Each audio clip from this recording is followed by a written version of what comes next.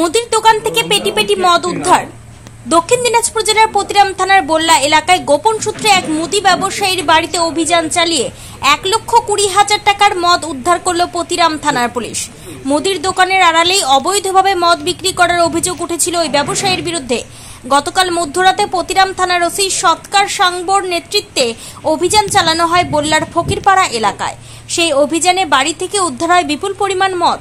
যদিও অভিযুক্ত ব্যক্তিকে ধরতে পারেনি পুলিশ। মদ বিক্রির ঘটনায় আরও কেউ জড়িত রয়েছে কিনা তা খতিয়ে দেখছে পতিরাম থানার পুলিশ।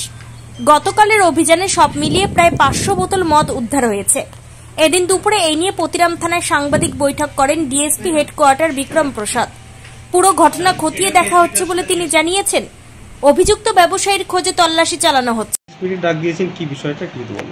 গতকাল একটা গোপন সূত্রে আমাদের কাছে খবর আছে যে পতিরাম থানার অন্তর্গত বল্লা গ্রামে এলাকায় ফকিরপাড়া বলে একটা গ্রাম আছে, সেইখানে একজন ব্যক্তি যার নাম হচ্ছে গৌরব অধিকারী, তিনি অবৈধভাবে তার বাড়ি থেকেই মদের ব্যবসা চালাচ্ছেন।